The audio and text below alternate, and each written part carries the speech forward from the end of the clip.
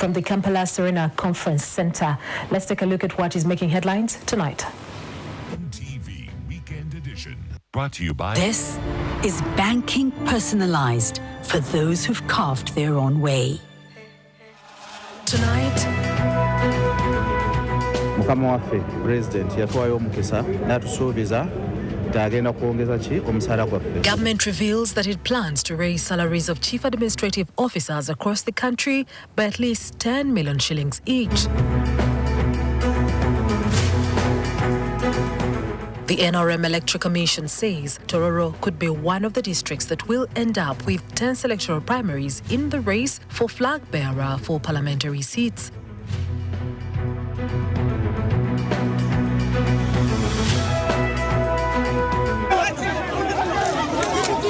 Also on NTV Weekend Edition, the NRM Electoral Commission looks into the chaos that marred yesterday's planned political rally in Zimbabwe, resulting in the death of one person.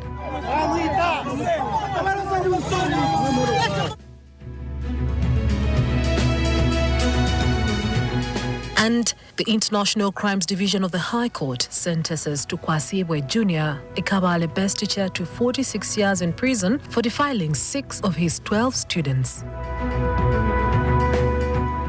You are watching NTV Weekend Edition. And now, with DFCU Bank, you access freely, grow confidently, live exceptionally. This is banking personalized for those who've carved their own way. You are watching NTV Weekend Edition.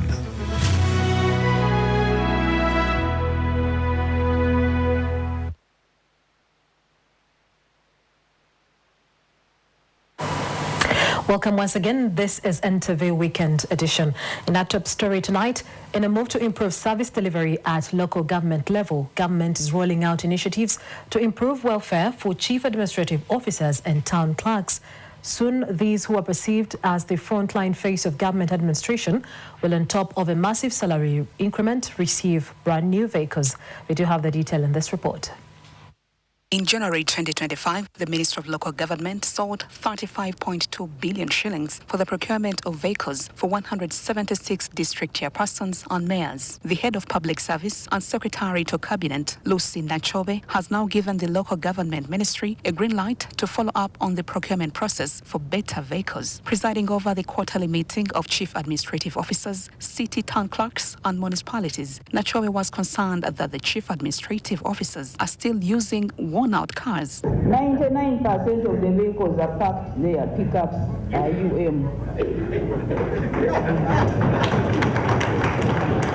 So, Mr. PS, we need to do something about that.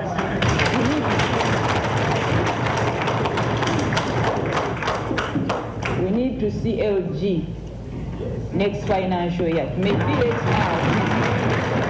The permanent secretary of the local government ministry, Ben Komomanya, revealed that they'll soon procure new vehicles for the chief administrative officers to monitor government programs better. His Excellency the President gave us money for buying vehicles for the chairpersons, and that gives us now space to now plan for the procurement of vehicles for the chief administrative officers.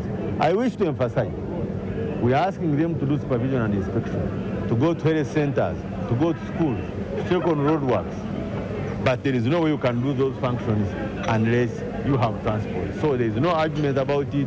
It is clear that transport is needed for them to do that job. In addition to this, Gabriel Atama, the chairperson of the Cows Forum in Uganda, revealed that their salaries have been enhanced starting with the next financial year in July, and that they are currently on cloud 9. Our salary has been very low, but we have got a promise that with the new year, things are going to change. That's why if you look at us today, our morale is very high. Authorities indicate that the increments are in line with assurances that the administrative officers deal with hefty projects worth billions of shillings every year. Hence the need to enhance their remuneration to stop them from being corrupted. However, the Secretary to Cabinet, Lucy Nachobe, noted that the 2023-2024 Auditor General's report indicated that about 720 billion shillings was mismanaged across local governments in delayed procurement and incomplete projects. She charged chief administrative officers not to treat public funds in their care as private opportunities.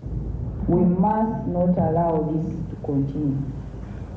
Ugandans are not asking for miracles, but rather they are asking for functioning health centers. They are asking for clean water. They are asking for responsive local officers. They are asking for good roads.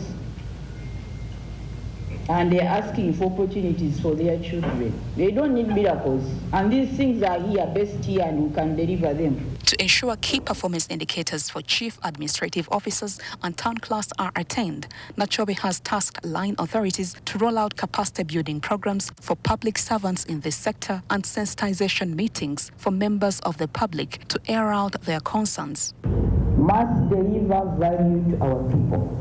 Our citizens need to know what to demand. And they can only know what to demand if they are aware, if we enlighten them.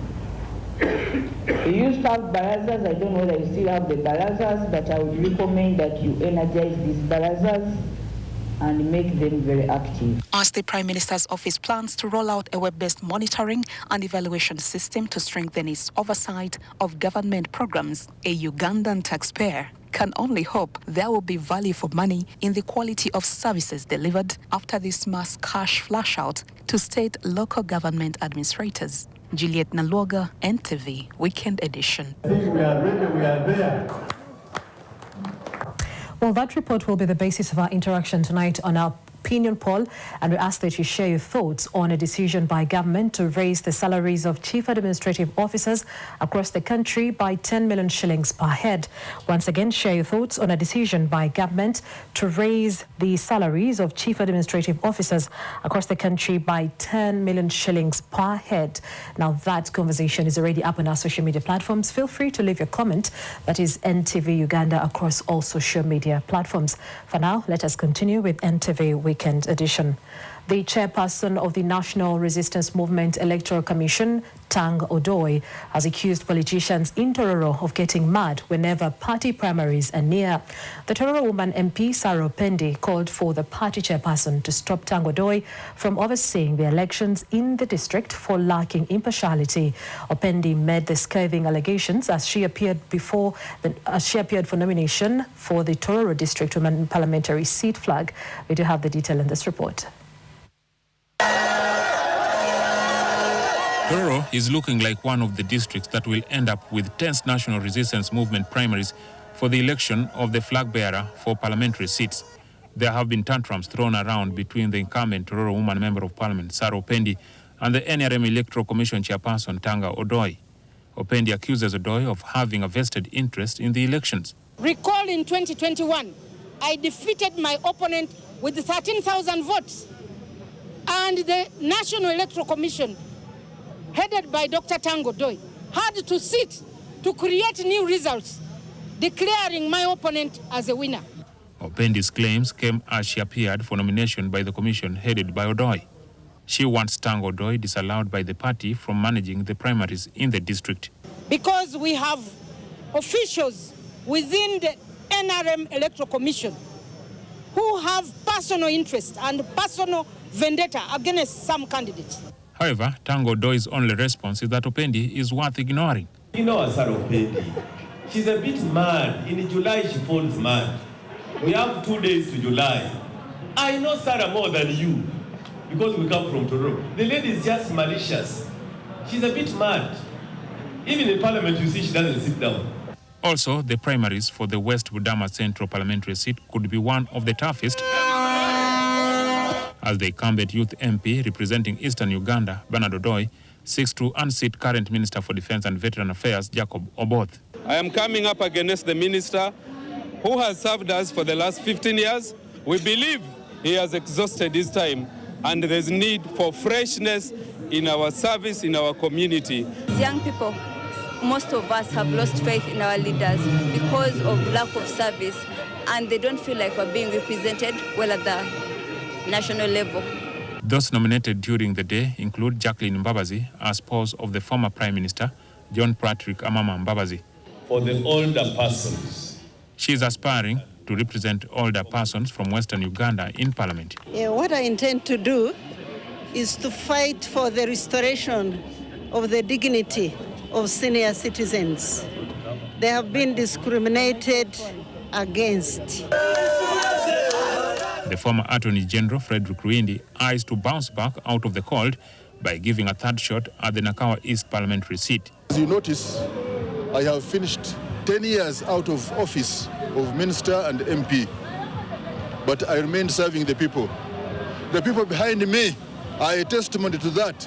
And I've come again to request my people to give me another opportunity to finish what I started and what is ongoing. So my job is to revive the procurement, especially of the land, where the market should be, and then Shen should have a new and modern market. The growing list of aspirants showing up to pick up the forms for the Central Executive Committee positions shows that the Commission might end up with an unprecedented number. I'm ready to work, especially ladies, the ladies' issues. Women who have lagged behind for long. So we need change now. My incumbent right now is Honorable Wanyoto, and we believe that strong women do not just uplift themselves alone, they uplift others too. So we believe it is time, and she has done her part. President Museveni is scheduled to pick up the expression of interest forms this Saturday in an exercise that will be open until 4th July. Jackson Onyango, NTV. Thank you, Jackson. Now, the NRM Electoral Commission is looking into the chaos that marred yesterday's planned political rally in Zimbabwe, resulting in the death of one person and several injuries. According to Commission Chairperson Dr. Tango Doi, they are waiting for a report from the investigating authorities on the ground before they can act.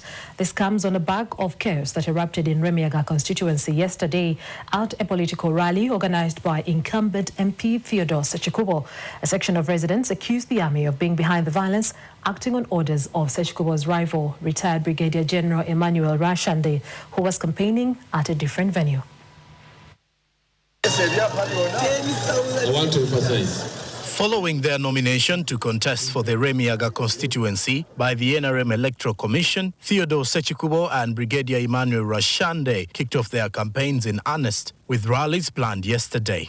Sechikubo, accompanied by a convoy of motorcycles and vehicles, made his way to Bugorogoro village. He had planned to hold 5 rallies in the constituency, where supporters sang praises for him and President Museveni.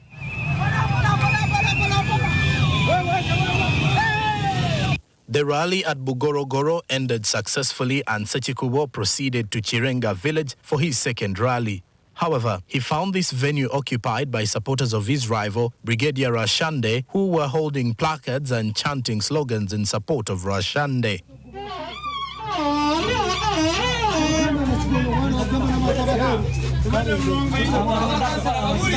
A scuffle broke out between the two groups, lasting approximately 30 minutes. Despite the disruption, Sechikubo insisted on addressing residents and questioned Brigadier Rashande's academic qualifications.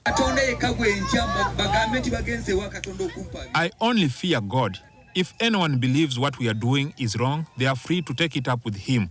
As far as we are concerned, everything we are doing is lawful and within our rights. The situation worsened at around 5 p.m. as Sechikubo concluded his address. A military vehicle led by A1 Lieutenant Colonel Ziwa arrived at the scene, and soldiers were seen disembarking and assaulting people before ordering them to vacate the venue.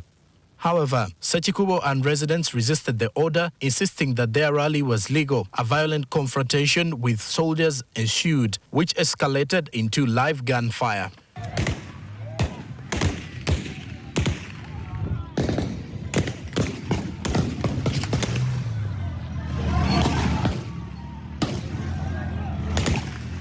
During the clash, A1 Fred Sembusi was fatally shot and died on spot. Sechikubo reportedly sustained an injury to his finger before the soldiers fled. One man is being held by authorities there to help with investigations into the matter.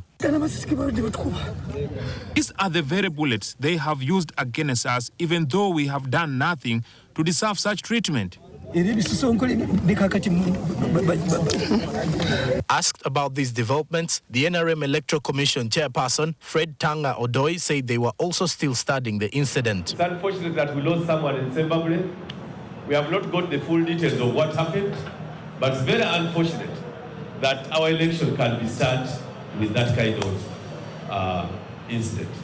We regret and we call upon the politicians of Zimbabwe to restrain themselves. We don't know who attacked the army. We don't know whether the army attacked the population. We are yet to get a detailed report. Sechikubo and Brigadier Shande have been at each other's throats ever since it became clear that they would both be interested in the Remiaga parliamentary race.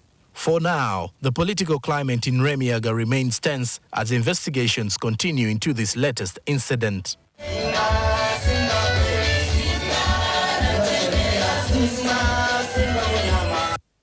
Away from politics, the International Crimes Division of the High Court has sentenced Tukwasiwe Jr., a teacher, to 46 years in prison for defiling 6 of his 12 students.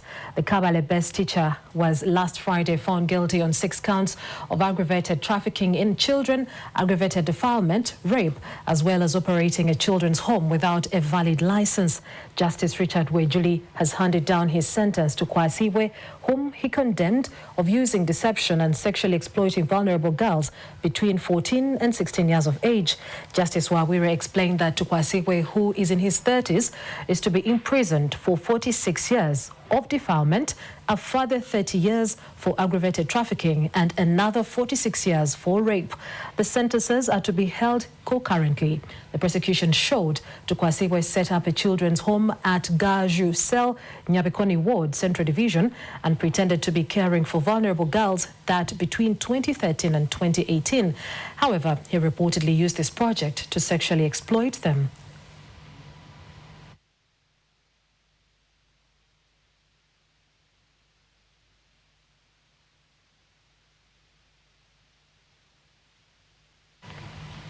Continuing with NTV Weekend Edition, Kampala Lord Mayor Elias Lukwago has met with Dr. Kizza Besigye in Luzira to discuss their plans for the new PFF party as it prepares for their General Assembly to be held on 8th July in Kampala. Lukwago, who is the interim PFF president, says the two founder officials agreed to focus on ensuring that the opposition works together in the coming election.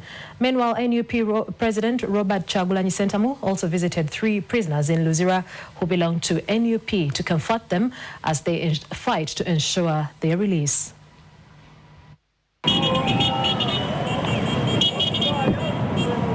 Early today, National Unity Platform Party President Robert Chagulanyi Sentamu visited Luzira Prison along with party deputy spokesperson Waiswamo Fombiro and party head of arts Ali Boken, also known as Nubian Lee.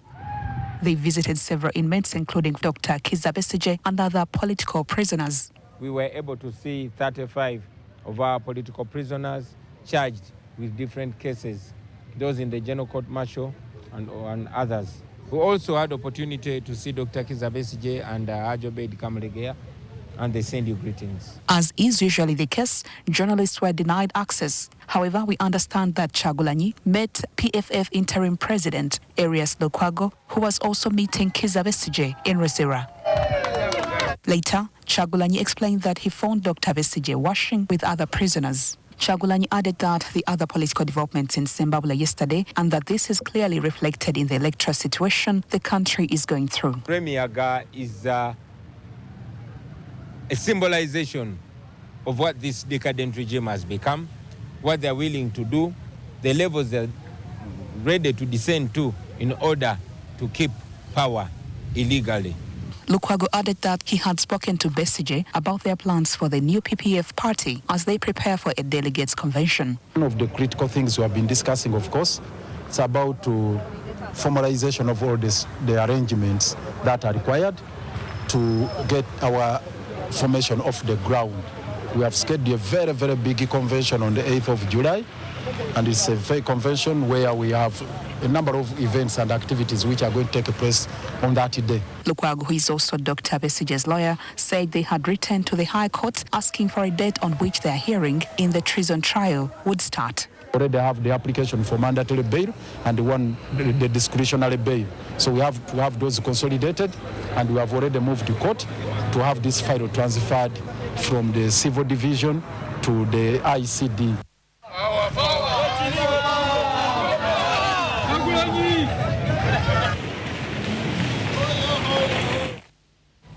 Now, the Nyando Mukungwe MP, Mathias Mpuga, has formally launched his Democratic Front Party today in Masaka. The move came a day after the party concluded its first ever Congress, in which several members were elected to various positions for a 5-year term. The party elected Mathias Mpuga as president, Lubega Mukaku is chairperson.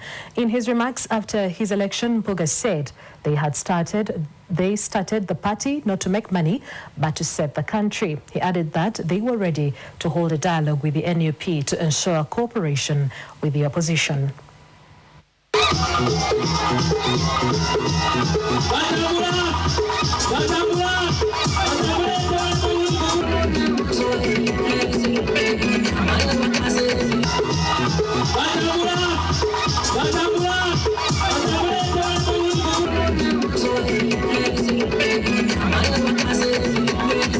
Mabeganga wa silver, bronze nga bronze, zahabu mabeganga waliyo.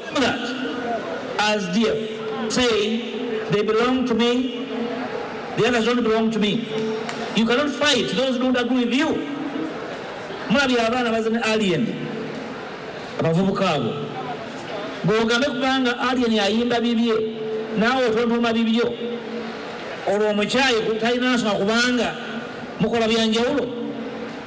We shall meet, we shall talk, even to our enemies, for the sake of this land.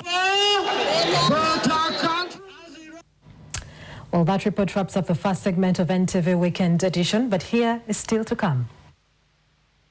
Still to come, NUP President Robert Kyagulanyi and PFF Interim Leader Elias Lukwago meet in Luzira prisons, with both leaders expressing readiness to cooperate in the run-up to the 2026 general election.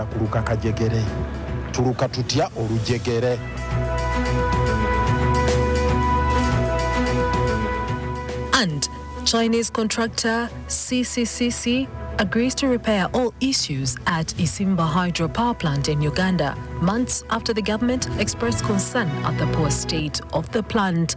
NTV Weekend Edition returns shortly.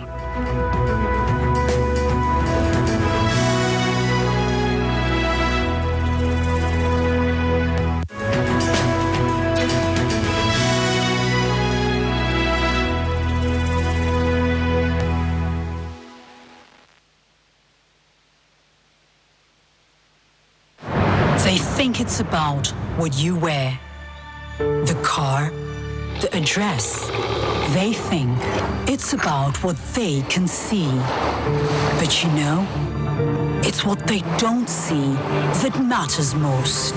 The early mornings, the silent no's, the risks only you could measure. They say power is loud, but yours, it hums. A low frequency, measured in instinct, in knowing.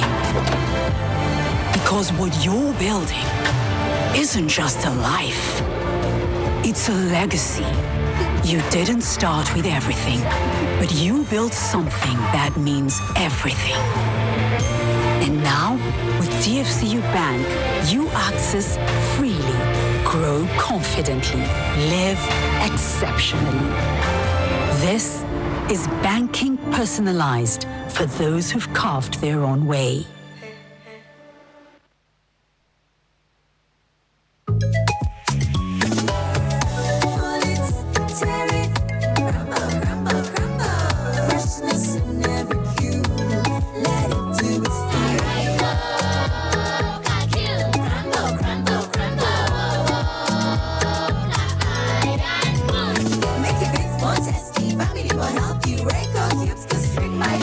The same great cube that makes your beans tasty, now in a new pack. Get the Royco Cube Co-String at a Duka or supermarket near you. Just pull, tear, and crumble for the tastiest beans.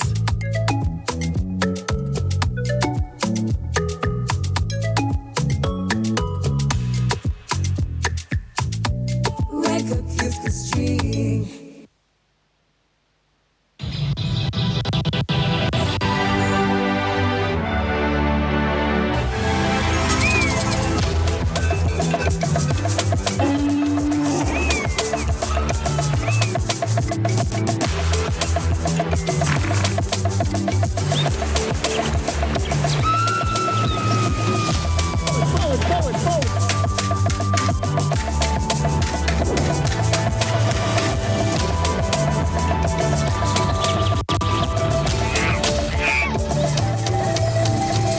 Uniquely ours. Explore Uganda. Get the always extra long maxi pad, giving your heavy flow 3 times better protection. Available in stores near you, now at 3,000 shillings.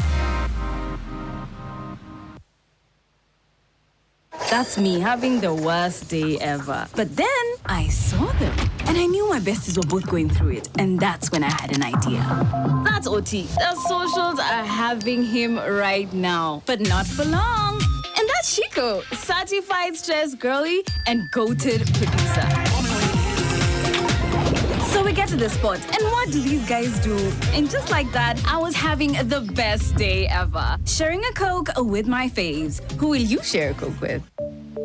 Moisture in your skin helps it repair itself constantly. Without the right balance of moisture, chances of skin problems can occur. Vaseline locks in moisture to give your skin a natural glow and protection. Use Vaseline because it is the first step to maintaining natural, healthy-looking skin.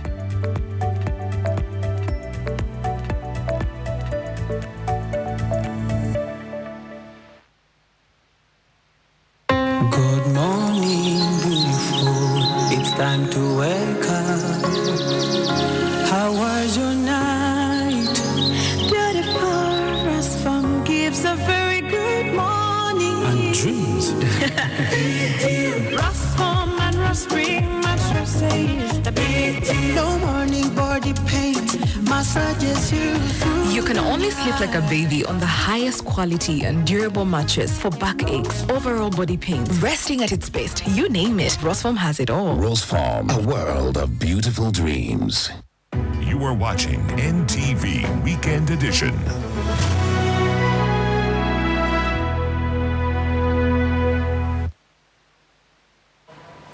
Welcome back and thank you for keeping it NTV. You're still watching NTV Weekend Edition. Now, before the break, we did ask you to share your thoughts on a decision by government to raise the salaries of chief administrative officers across the country by 10 million shillings per head. And here's what some of you had to say. Starting with EPAS, Stephen, you say this is really being unfair when it comes to balancing the economy. What about us, the arts, poor struggling teachers? Moving on to the next, we do have Okidi on XUS saying, it is absolutely okay, but I disagree with the decision. In the meantime, it is sad to see us teachers who pay the same amount of tuition as teachers of science kicking blades for their salaries to be topped up. All right, moving on to Bonyo Pop John Paul. You say if it is aimed at motivating them to fight corruption and to improve government service delivery and monitoring them, then it is a good thing. I'll take one last one. That is Emma Chitayuki Robert. You say that is good. All right. The network seems to be, disturbing me. But because of time, we will only stop at those comments. Thank you so much for those of you that have shared your thoughts on our social media platforms. The conversation does continue, so feel free to engage. For now, let us continue with NTV Weekend Edition. From the neighboring Kenya, the Interior Minister Kipchumba Murkomen has roundly dismissed criticism for the Wednesday's protests relating to the police brutality unleashed on demonstrators, instead of accusing the largely youth-led movement of attempting to overthrow his government. Murkomen admitted at least 10 people were killed in the previous day's unrest when youth-led demonstrations were followed by looting and arson in Nairobi and other cities. Details in this report. Kenya's Interior Minister Kipchumba Murkomen has strongly dismissed criticism of the government's handling of Wednesday's protests, instead accusing demonstrators of attempting to enact regime change. He claimed police were forced to restrain large crowds attempting to breach secure government locations. Murkomen further alleged that the largely youth-led movement had tried to overrun Parliament and State House, the official residence of the president. This is nothing to do with protests. This is nothing to do with freedom of expression. It was an unconstitutional attempt to change the regime of this republic. And since there is no one who is going to defend our police officers, I want to speak authoritatively here. I thank you, our police officer, for a job well done against the extreme provocation. Thousands of Kenyans took to the streets on Wednesday in demonstrations initially organized to mark the anniversary of last year's anti-government protests. Thousands of Kenyans took to the streets on Wednesday in demonstrations initially organized to mark the anniversary of last year's anti-government protests. However, anger surged following the death earlier this month of a blogger in police custody. According to Amnesty International, Kenya's executive director, Irungu Horton, at least 16 people were killed during the nationwide protests, most of them by police, and at least 61 others were arrested. It was terrorism disguised as dissent. There was no peaceful demonstration. It was riots, chaos, and anarchy. Let me therefore state unequivocally that we condemn the criminal anarchists who, in the name of peaceful demonstrations, unleashed a wave of violence, looting, sexual assault, and destruction upon our people. The demonstrations began after widespread outrage over a controversial tax bill, culminating into dramatic storming of Parliament. Isolated clashes were also reported in Mombasa, with additional protests erupting in the towns of Kitengela, Kisii, Matu, and Njeri. Although last year's protests waned after President William Ruto withdrew proposed tax hikes, public frustration over police brutality and impunity have remained high, especially following the blogger's death in custody this month. The death of the blogger, identified as Albert Ojwang, has become a symbol for many Kenyans still grieving their lot in last year's demonstrations, where security forces were blamed for dozens of unexplained deaths and disappearances. Earlier in the day, large crowds were seen marching towards State House, as broadcast live by NTV Kenya and KTN. Both channels were later taken off air after defying a government order to cease live coverage of the demonstrations. We are here to demand accountability, to demand transparency, to make sure that each and every public servant has a duty to protect and to follow the law and the Constitution of Kenya. However, the broadcasts have resumed since then, following a Nairobi court's decision to suspend the directive of the Communications Authority of Kenya. Priscilla Regina Naluaga, NTV Weekend Edition. Well, thank you, Priscilla, for that report. Now, the Chinese company, China Communications Construction Company, has agreed to repair all issues at its Simba Hydro Power Plant in Uganda, months after the government expressed concern at the poor state of the plant, which was commissioned in March 2019. According to the Uganda Electricity Generation Company Limited, the power plant developed cracks in its spillway gate. These concerns compelled Prime Minister Reuben Nabbanja to address the issue with the Chinese government. Although the plant was built by China International Water and Electric Corporation, the parent company, China Communications Construction Company, has pledged to fix the defects following a meeting with the Prime Minister in Kampala. following a meeting between the Prime Minister Robina Nabanja and the Chinese delegation, including the ambassador of China, as well as the China Communications Construction Company Vice President. The China-based firm has agreed to address all defects cited in the Isimba Dam. Issues that are failing Isimba Dam are because of the contractor's inability. Why should the government be the one to incur the cost? I thought it would be the contractor to put right those other issues. And this predicament can only be solved by the head of state. Let's go and meet the president, basically to address what we agreed on. The Chinese ambassador concurred that the problems surrounding Isimba Dam defects ought to be addressed soon, and that the contractors should take the responsibility to work out the solution. We hope both sides can find a solution. I hope CCCC, though this contractor is just emerged into the CCCC, I think 1.5 years ago. I think I hope they will take this responsibility to work out a solution. The Vice President of China Communications Construction Company assured the Prime Minister that defects will be rectified.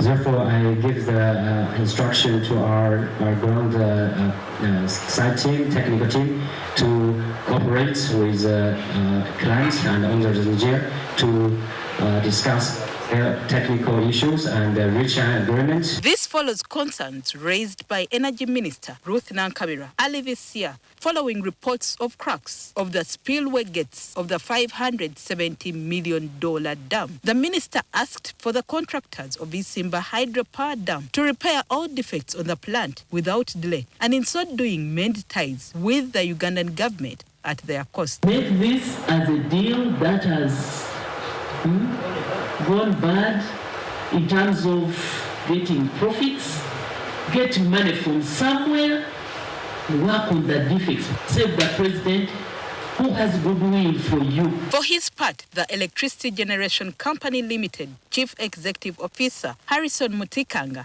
notes that there should also be a root cause analysis report, which has taken over 3 years. I don't know why the contractor, he spends all this time and all these things are not done. Now, women parliamentarians from the Intergovernmental Authority on Development group of countries are calling for integrating land rights with climate change resilience strategies. The call came as Ugandan parliamentarians hosted their counterparts in the Intergovernmental Authority on Development on Trade in Kampala.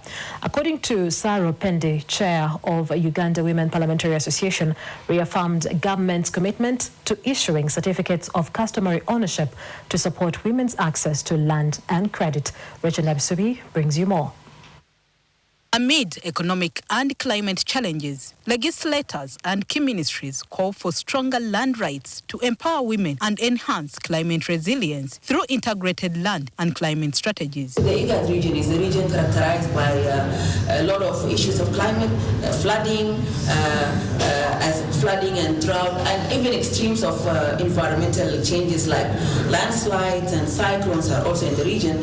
And women are the most affected, they're the most vulnerable, and they need to have not only the skills but even to be empowered to have, to advocate and to be able to ask for their rights in terms of land. To support land rights, the government plans to provide affordable credits and introduce certificates of customary ownership, helping women, especially those who can't afford land surveyors, gain land access, secure credit, and build climate resilience. It is time for the government to actually roll out the certificate of customary ownership so that women who cannot afford, to hire the surveyors can actually attain these certificates of customary ownership as security for their land. The government further emphasizes the need to understand the link between gender and land and to build gender analysis skills within the sector and to better address gender issues in policy and committee work. Identify strategies and entry points for women parliamentarians to influence with national and regional land and climate change policy processes. Legislators are calling for stronger land rights and integration of gender and climate resilience in policies. Officials stress the need for gender-sensitive approaches and skills in land governance. Rachel Nabisubi for NTV. And now taking a look at the financial report, the Uganda shilling ends weak farm amid inflows and weak corporate demand. The Uganda shilling traded with a firm bias throughout the week, supported by steady hard currency inflows from commodity exporters, remittances and development partners. On the demand side, activity was subdued as most corporates held back on dollar purchases to prioritize end-of financial year tax obligations, leading to reduced pressure on the local unit. The shilling closed the week stronger at 3,585 and 3,625. In the equities market, the Uganda Securities Exchange closed higher with all share index at 1,286 points.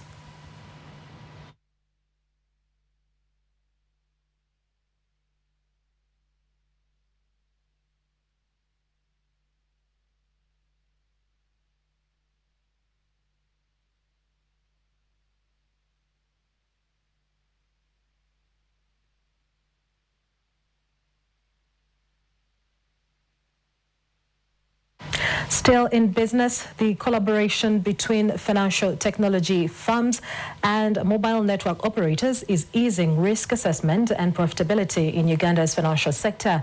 From commercial banks to Tier 4 microfinance institutions, players are increasingly leveraging digital data trails to enhance credit decision and curb non-performing loans.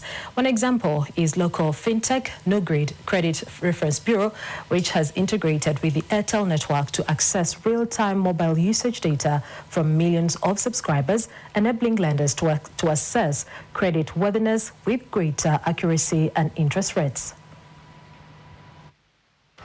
Technology is defining Uganda's credit systems, less about paperwork and collateral and more about digital behavior and mobile signals. As financial institutions aim to lend more responsibly in underserved markets, fintechs and telecoms are providing the real-time data insights needed to assess risk more intelligently. One of the early adopters is Letaho, which is using alternative data to reach borrower segments often excluded by traditional credit scoring. I'll tell you that our approval rates have actually gone high by over 300%. We've seen an increase in the number of loans that we are able to get through using alternative data. So customers who pay within the time, within the agreed terms and conditions of the loan will now benefit from lower interest rates, and now that will bring down the cost of credit. This success is being powered by partnerships with data-focused fintechs like NuGrid Credit Reference Bureau, which analyzes mobile usage patterns to generate credit profiles, especially for clients with no formal credit. And for me, that's the most interesting thing, because now banks are coming out of their comfort zone to go digital, to deploy their capital through new-to-bank channels. So for me, that is very exciting. But that demonstrates that for the 3 years we have been in the space, we have been able to introduce something new that has attracted institutions to go to do lending in a more secure way. At the core of this shift is mobile network operators and there's fintechs. We've seen our non-performing loans drop from around 15% to below 10%. We've been with NuGrid, now it's coming to a year, and we think the future is even brighter because the more you rank these customers and the more you use this engine, the more it brings down your exposure as you continue to give out these loans to our customers. So we look at the behavior. If you took money, did you pay? And did you pay it on time? So we come up with a rating. Depending on your repayment behavior, so we rate you as a AAA. AAA means, a good customer. Basically, you have demonstrated the ability to borrow and repay on time, and it can go down to a EEE. And a EEE represents the worst case customers. The revelations from this story highlight a broader trend that the digital infrastructure is becoming essential to Uganda's financial sector, enabling safer lending, wider access, and better performing loan books. Malcolm Sime, NTV Weekend Edition. Well, that report from Malcolm Musime takes us in for another break. When we return, we'll be looking at some of the day's sporting action. Do stay with us.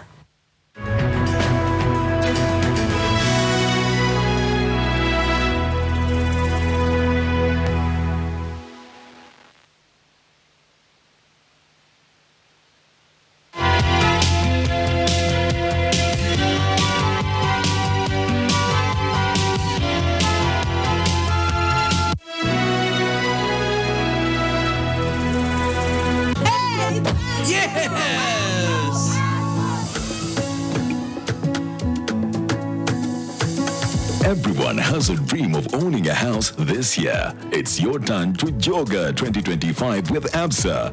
Switch to ABSA and make your dream a reality by applying for the ABSA Home Loan. Call 0800 222 333 and let's get started. ABSA, your story matters. Don't miss the Bride and Groom Expo from 27th to the 29th of June 2025 at the UMA Multipurpose Hall. Under the theme, Beyond I Do, Building a Lifetime Together and Everything After. Tickets are only 10,000 shillings per day. The Bride and Groom Expo is brought to you by...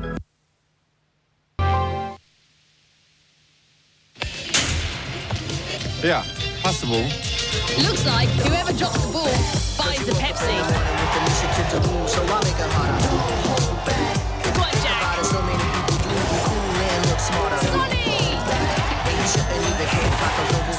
Saved by Leah Williamson. Wow, Vinny Jr. Game over. Wait, there's only one Vinny J. Pepsi, thirsty for more.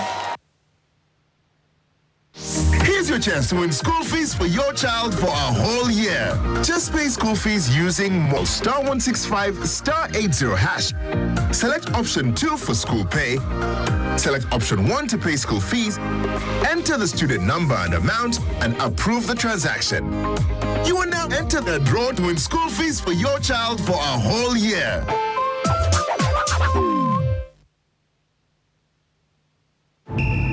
Greatness isn't given. It's earned. It's the result of your mindset. Relentless. Focused. So when greatness is within reach, you're ready. Rule your kingdom. Tomorrow Night is brought to you by... Stanbic Bank is regulated by the Bank of Uganda and customer deposits are protected by the Deposit Protection Fund up to 10 million Uganda shillings. Tomorrow Night. I can see my victory.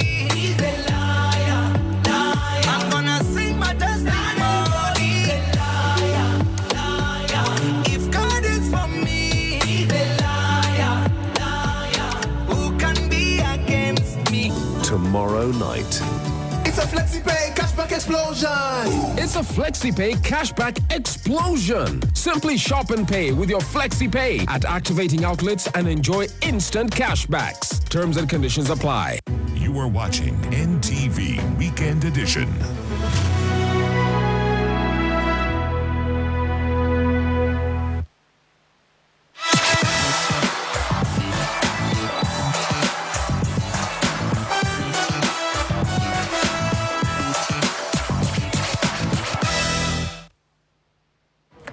On to sport, we do start off with rugby, where a row has broken out in the ownership and management of Hippos Rugby Club following the club's success in the Rugby Premier League. The Ginger Best Rugby Club finished second in the league that was eventually won by Pirates Rugby Club. We sat down with Jonan Manzi, one of the people who claim to own the club. Take a listen. Thank you. Over the last 5 years, Ginger Hippos Rugby Club has witnessed a meteoric rise in Ugandan rugby following the team's impressive performances. The side first announced their presence in 2022 following their triumph in the Rugby 7 series. This was followed by 2 consecutive second-place finishes in the Uganda Rugby Premiership in 2024 and 2025 respectively. Former Heathens and Buffaloes player Jonan Manzi claims to have founded the club in 2013. He explains how the idea came about. I heard of the collapse of Nile, so I thought there was no rugby in Jinja, but I was mistaken because there was Walukuba. So I went to Jinja thinking there was no rugby at all. I think if I thought there was rugby, I would never have gone to Jinja too.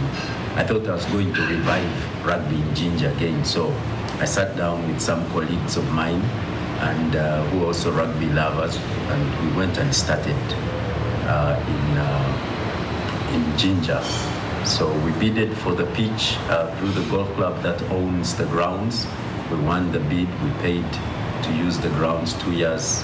Manzi believes the homegrown talent, coupled with a number of signings over the years, has been instrumental to their success on the pitch. Obviously, we had to recruit certain players for certain positions. People like Oxy, who I had to sign. People like Rujumba, who I got from Pirates. People. There are a number, Bakasa from Kenya, Odiambo, who we got also from Kenya.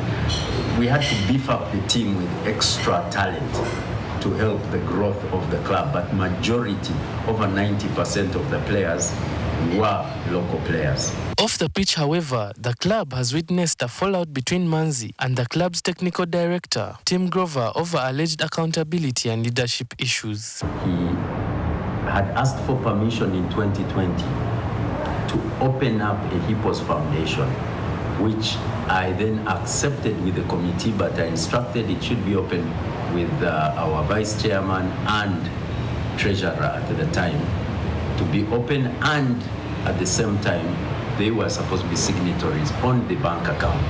But he went behind our back, opened it, and did collections of money. Now, I've asked him for a number of years to give accountability for the money or a bank statement over the years, which he has refused. Manzi says the committee of the club, which was elected in November last year, led by Joshua Wakabi, also had disagreements with him. At the time, he was the chairman, board of trustees. We had a scenario where the constitution which brought them into power, they rejected it. And that's how now goes to, we have meetings at National Council of Sports with Uganda Rugby Union, and obviously they came out and said, this club started 2013, this is the constitution, please, the best we can do for you is sit down and discuss with Manzi. Recently, Hippos elected a new committee and Manzi emerged chairman. He believes this will help the club to return to focusing on their upward trajectory on the pitch. Hippos' future is very bright, I can assure you about that one. We are going to keep doing well. We are going to keep rebuilding. We have a strategy, and our strategy comes to dealing with the community and schools. And we have our second side, Kira Crocs, which is our feeder team. And we have the ladies team, and we now have a second side for the ladies. Hippos will be back in action next month when the National Rugby 7 series kicks off. Noah Walakira, NTV Sport. Well, now continuing with the rugby conversation, because next month Uganda is hosting the Africa Rugby Cup of Nations. 8 countries will compete in the championships that kick off on 8th of July. And joining me in studio this evening is our sport rugby reporter, Noah Walakira, to give us more light and understand what this means, not only for the sport in the country, but also the national image at large. Good evening to you, Noah, and thank you for joining us. Thank you. Good evening. How are you? Fine, thanks. So Noah, first things first, let's talk about Uganda's readiness. How ready are we to host this continental game in terms of players, in terms of infrastructure, in terms of logistics? Yes, maybe if you remember, this is the second year in a row we are hosting it. Oh, yes. Compared to last year, I think the readiness is better because last year Nambole was still under renovation. Yeah. It was more so a construction site, so the local organizing committee had problems accessing Nambole towards the event. But this time round, I think since the renovations, the first phase is done, there is more time to prepare the facilities, and of course now we have a natural ground, a natural turf, and that the rugby will be so entertaining. And then last year's tournament, I remember it was a week long or a week half. This time round, they're going to have 3 rest days after matches, so the teams will have enough time to prepare for their next games. Okay. Yeah, and then player-wise, the team, unfortunately, last year, we finished in 5th. We were knocked out in the quarter-final phase.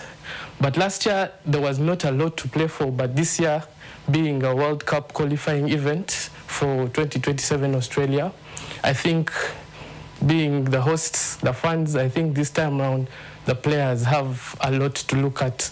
And of course, we have the likes of Philip Okorach, we have the likes of the players who have come back like Cobb's player.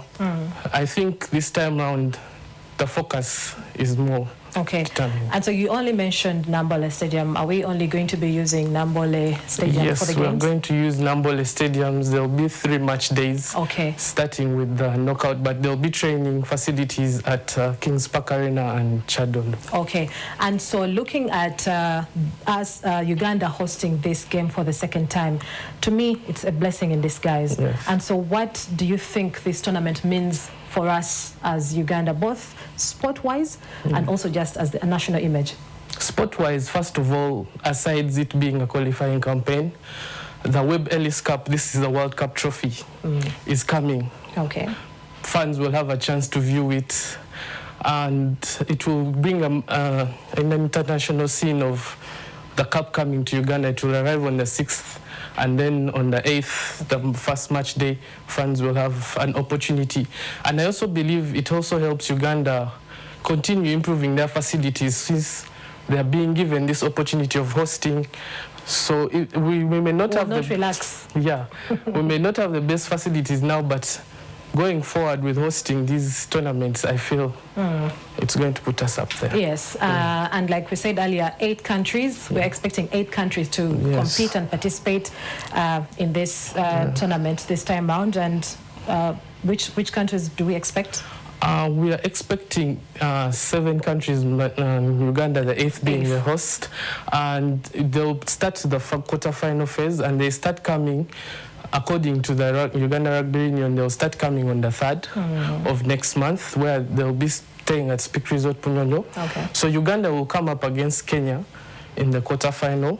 The other quarterfinal will be Zimbabwe, Morocco, and then Namibia, Senegal, Algeria, Ivory Coast. Okay. And then the runners-up, like I said, the winners will have an opportunity of going to the World Cup in 2027. But the runners-up will have another chance, what is called the rep charge in rugby terms, where you have another chance of qualifying for the World Cup, where the runners-up will come against the winners of the Asia Cup. Okay.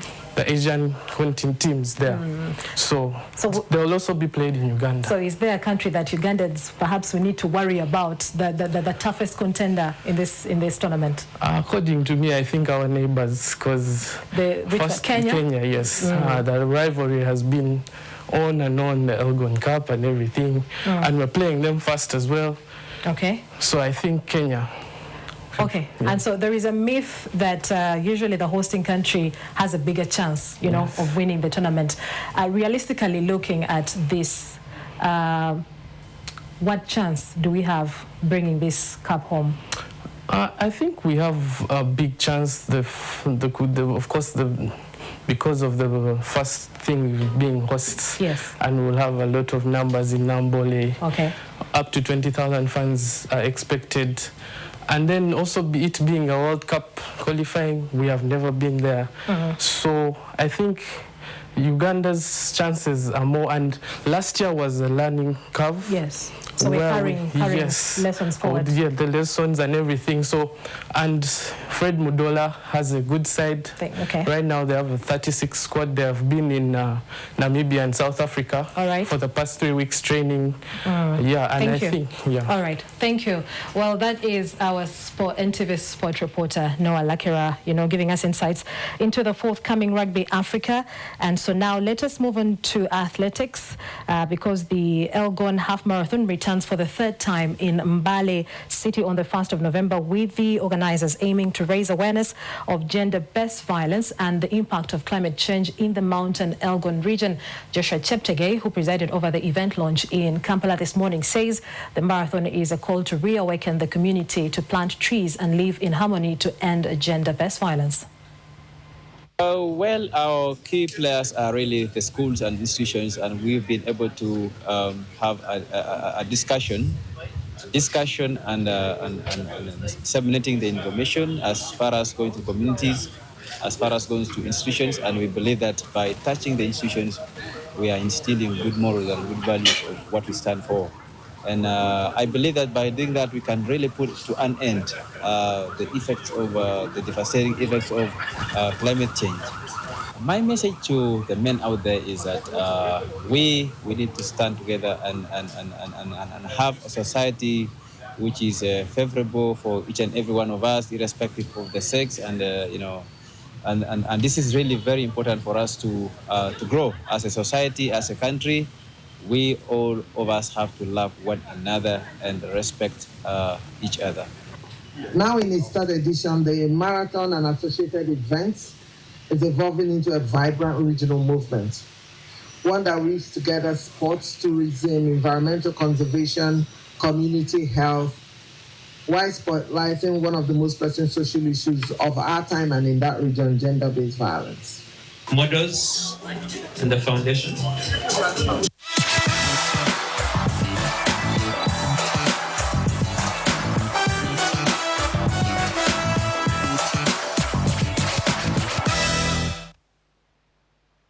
And that brings us to the end of NTV Weekend Edition this Friday. We appreciate your company.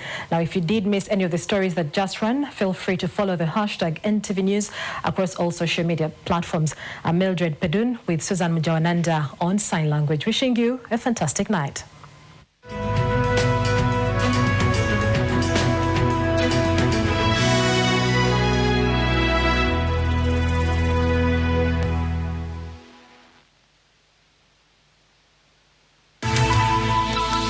NTV, turning on your world.